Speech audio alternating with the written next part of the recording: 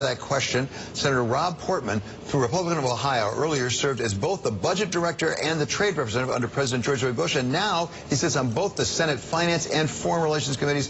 He joins us from Capitol Hill. So you are particularly well-suited to answer this, Senator. Welcome back to Bloomberg. Good to have you here. Thanks, David. Always good to be on with you. So we heard from President Trump yesterday. He went on Fox News, and he was emphatic that it wasn't the trade war with China, it was, in fact, the Fed. Listen to what he said. The trade war with China, we're taking in billions of dollars in tariffs from China, from Chinese goods, and it hasn't hurt us at all. We're taking in billions and billions of dollars. We're going to make product here that we're now buying in China. No, that wasn't it. The problem that I have is with the Fed. The Fed is going wild. I mean, I don't know what their problem is, but they're raising interest rates, and it's ridiculous. So, Senator Portman, is he right?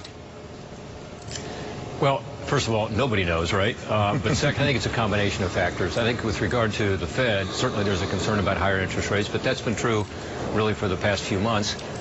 Second, I think there's a rebalancing going on here.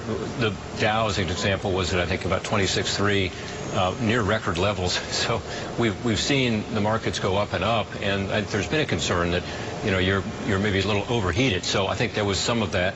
I also think that the tech stocks took a particular hit, and probably there's a little concern in the tech community, again, some overheating. And then finally trade, just uncertainty. Although, interestingly, on trade, you would think there'd be a little more certainty with the so-called USMCA, the new NAFTA 2.0, having been concluded. And really an alliance now between the Europeans, us, Japan, and now Mexico and Canada, vis-a-vis China. In other words, more of a unity trying to deal with some of the structural deficiencies in the Chinese trade relationship. Yeah, and to your point, the president also yesterday said that he thought it was a healthy correction. To your very point that maybe it was a little overheated, there has to be a healthy correction. Talk about that trade issue, because we hear from a lot of companies, individual like PPG has really taken a hit this week, basically because of China problems. We hear individual companies who are really hit. But as you point out, we actually have a truce with some of these countries now. Yeah, I think we've made some real progress in the last week or so in terms of trade, and it's really, again, trying to ensure that the rest of the world that is a free market-based economy is with us with regard to our concerns about China and specifically the theft of intellectual property. But there are broader concerns, structural concerns about the Chinese approach to subsidization, to selling it below cost. And you saw at the General Assembly, again, this all happened just in the last couple of weeks, countries across the board, the EU, as I mentioned, Japan, us, the biggest economies, saying, you know, we need to work together to ensure that we get China playing by the rules. It's important to have a good relationship with China, not just a good trading relationship, but for geopolitical reasons.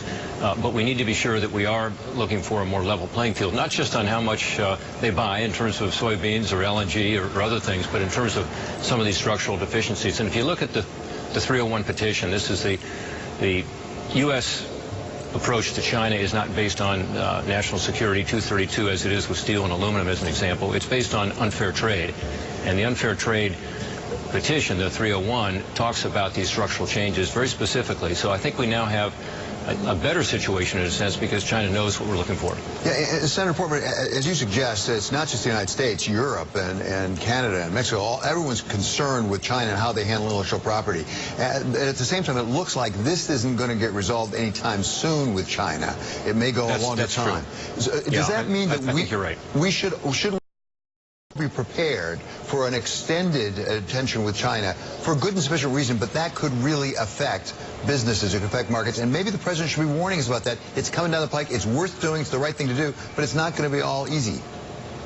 Well, I think you're right. I think it's going to take some time, and having negotiated with the Chinese on various issues when I was U.S. trade rep, patience is required and some time. I think we can get to the right place because we've now laid out our objectives more clearly, and I hope the administration continues to communicate clearly on it. I think for a while it was confusing for China because some of the administration was saying just buy more of our stuff and therefore try to change the balance of trade because we do have a huge trade deficit with China. But that really is not what this is about. It is about ultimately them having a more level playing field on the balance of trade, but it's really about these structural changes, the licensing agreements that are required, the joint venture agreements that are required, the intellectual property theft in other ways, the cyber attacks. So those issues have to be resolved, and I think that's going to take a little time, and you know, we have to be prepared for that. And Senator, we have a question coming from a viewer actually who asked whether you believe in an independent Fed, which leads to a question about the Fed. The president obviously has a point of view on this. Should he be expressing that point of view? Is that healthy? But even if he should be expressing it, is he right? Because if the economy is going so well, doesn't it make sense for the Fed to be raising rates? Well, it's a great question. First of all, independence of the Fed is absolutely necessary because this is how our system is going to work most effectively. You don't want to have political pressure on the Fed.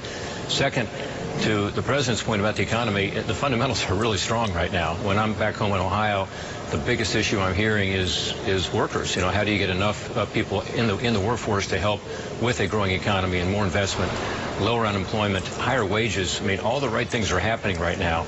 So I do think you have a situation where the Fed can create a little space so that when there is a recession, which will happen at some point, and I don't think it's happening soon. I think the economy actually is on a good trajectory right now. But you need to have a little monetary space there to be able to deal with it. So I think, you know, what's happening right now with the market, it's going to go up and down based on various reasons. Interest rates may be part of it. China may be part of it. Oh, neither of those is new. I think the tech issue may be a little bit bigger factor. But the point is the fundamentals are strong. Okay. Senator Rob Portman, I really appreciate being with you. Always love to have you.